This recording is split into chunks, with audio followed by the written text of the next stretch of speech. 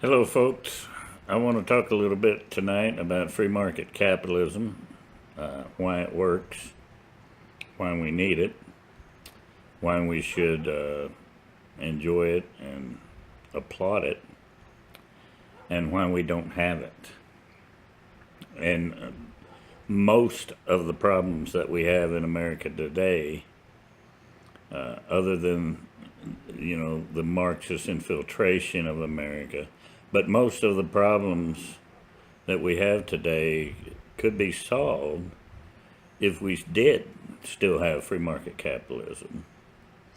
The Marxists only succeed because of the animosity that is perpetrated by the lack of free market capitalism. See, a lot of people think we have capitalism today and that's what they're fighting against, but that's not the truth at all. And let me just give you some examples. Free market capitalism is about competition. It's simple as that. Let's say you open up a coffee shop and you're the only coffee shop on the block. Well, everybody's going to, in that area, they're going to stop and get a cup of coffee from you. Now, you can charge pretty much what you want. You don't even have to be nice. You can be the coffee Nazi. And everybody's going to stop and get their coffee from you because between their house and their work, you're the only coffee shop on the block. All right? Well, then another guy opens up a coffee shop across the street. Now you have competition. Now, he can serve his coffee a little bit cheaper. He can have a better quality of coffee. And he can also have a better experience while you're in his coffee shop. He can do one or a combination of any of these things. And he will get eventually more business than what you have. Now, what do you have to do? You cannot continue to be a coffee Nazi in that situation. You're going to have to change. And so you become educated to the market. The market educates you as a businessman. I'm going to have to change my way of thinking. I've got to buy better quality coffee.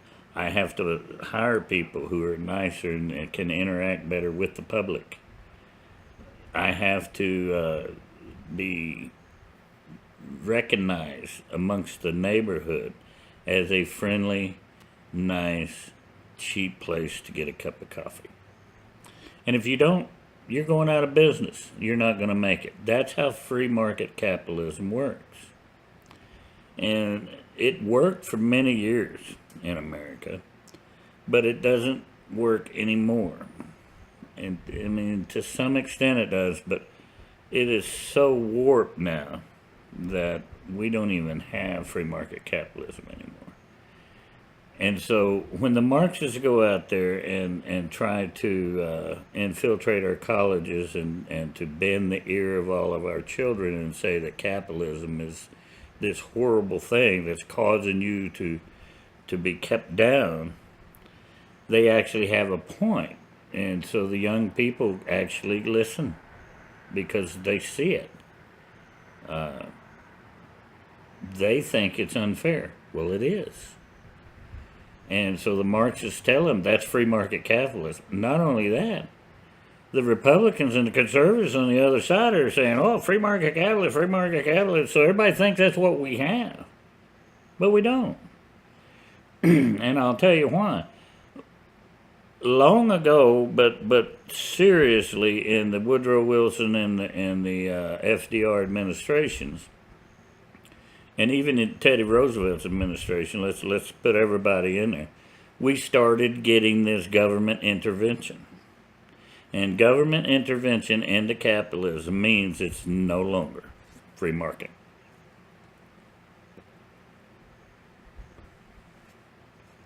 For those of you who don't know, when the government gets involved, what they do is they start writing regulations, okay? If you're going to serve coffee, you have to have this kind of coffee. You've got to have this health inspector certificate. You cannot buy coffee from this place. You have to buy it from this place. If you hire somebody, you can't hire that person. You can only hire this person. the floors of your store have to be a certain, the tables have to be, the bar, everything in the store is regulated as to what you can have and not have in order to have a coffee shop in the neighborhood. That's government regulation, and that's what it does. Now, when the government starts writing regulations, who do you think writes those regulations? Are you the naive person out there who thinks that it's the government that writes the regulations? Oh, you're so cute. No, sir. The people who write the regulations are people in the coffee industry. And the ones that are invited to Washington, D.C. to help write those regulations are the ones who donate the most to the party in power. That's how it works. That's how it works. So you get coffee company A donates a bunch of money to the Democrats, and he gets to go to Washington, D.C., and he gets to help write regulations on how a coffee shop ought to be run. How do you think he's going to write those regulations? Are those regulations going to be friendly to him or to his competition across the street? Well, of course, you know the answer. And so this is how it all starts, and this is what we call cronyism, where you get particular people in a particular industry who are in cahoots with people in the government who write regulations and such. And what he does is he writes them in such a way that makes it harder for his competition to compete with him. So now you don't even have capitalism anymore. And so people on the block get lesser quality coffee at a higher price without the social interaction that they expect. And when they get this, they blame it on capitalism. When in fact, it's the government that's the problem. And, you know, this problem has been inherent in our business for at least 100 years now. And it's gotten just, as with anything dealing with government, it just gets worse and worse and worse until it's just so huge that it's out of control, and that's where we're at now. Because another thing that happens when you have cronyism and you have regulation is stagnation. See, the beauty of free market capitalism is that it continuously turns over. There's a newness to it, right? That guy across the street has to do something different to get your business. The guy on the other side of the street has to respond. He does something else to get your business back. The guy on the other side of the street, once again, when they're in a lock back and forth, a third guy comes in down the street and he offers something different. He starts to take some of their business. This is the free market capitalism at work, whereas all of these different people competing constantly turn over the system to where more and more things are given to the customer and more efficiency is built into the system. The productivity is built into the system so that they can still make money, but they can charge you cheaper and give you better service. That's capitalism at its finest, and it works every time. But what we have is stagnation. See, that's what happens when you have regulation and you have cronyism. You have stagnation. Because now they don't have to compete. They don't have to conform to the public need. They don't have to innovate. They can give you the same old slap cup of coffee at the same old price year after year after year. And they don't have to innovate. They don't have to reinvigorate your desire to come into their business. You're going to come in there because you have to. There's no other choice. And so stagnation in innovation is what regulation and cronyism do. That's how they kill the free market system. And that's where we're at today. The more government gets involved, the less innovation there is in business. That's why you see new businesses come forward, like technology, that will innovate very quickly, and very quickly they will rise to very high market share because they are innovative and they are doing great things. But once they get up there and they corner the market, then they start partnering with government to stop competition from the lower people.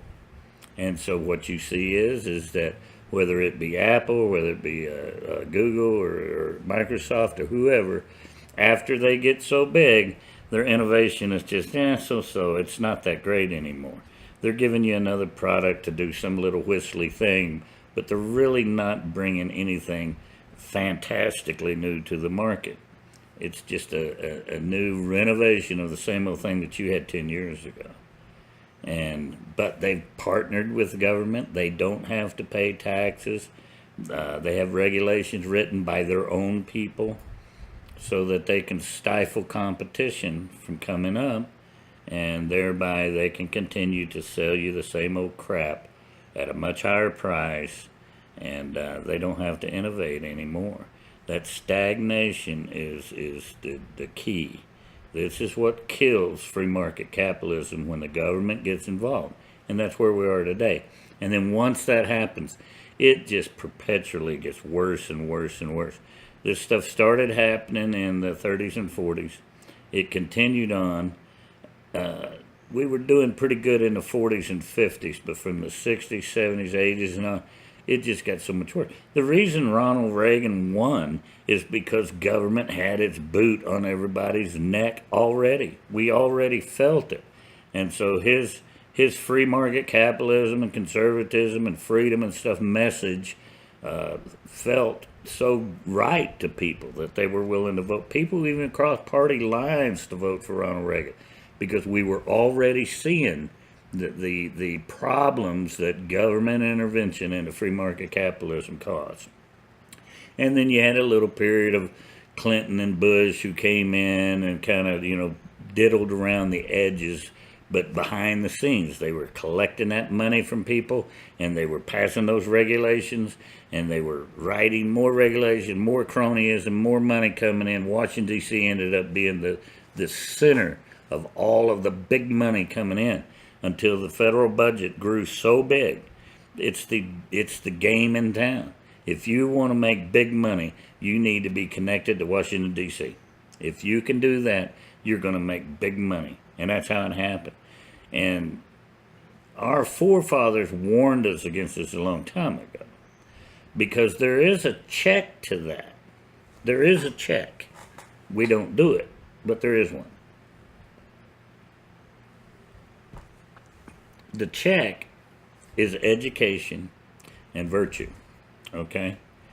So what our founders told us is that our system of government was wholly inadequate for anybody but a virtuous and educated people. The reason being is that when this cronyism, when this overregulation, when this all-powerful government started to come into play, we would check them.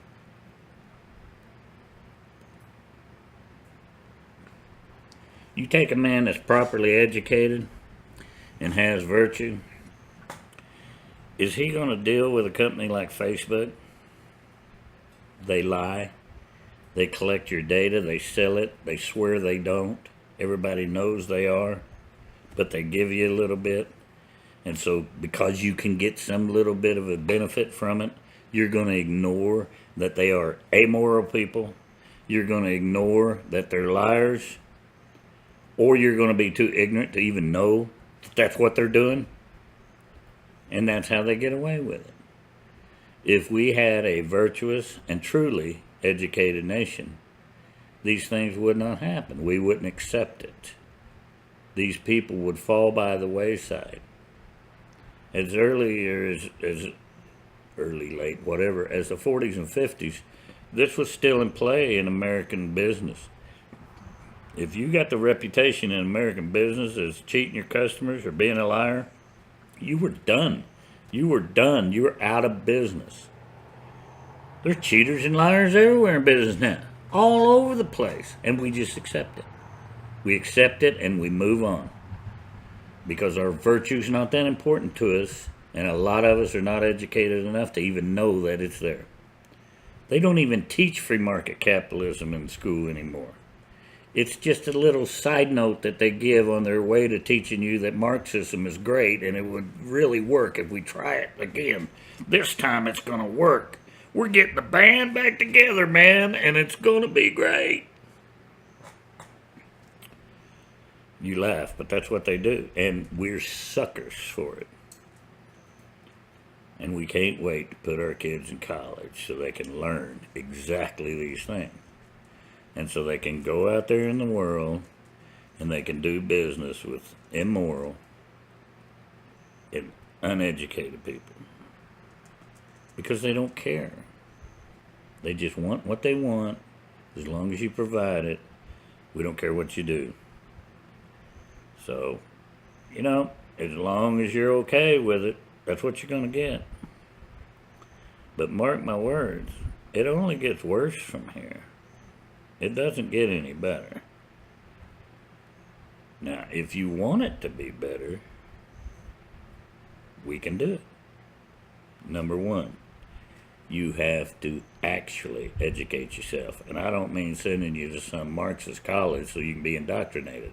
I mean actually educating yourself to what free market capitalism really is, what freedom and liberty really is, what the Constitution really means, what our founders really wanted for this country, what our politicians are really doing, how we can stop them from doing it with the vote, which we still have. You can still vote people out. Donald Trump proved that. Hillary Clinton was the anointed one. She was supposed to get the job. All of the globalists had anointed her as the next queen. We said no. It can still happen. We can still do it. You also have to have some virtue. You have to be a decent person who understands that I'm not going to do business with somebody who is basically evil. They lie, they cheat, they steal.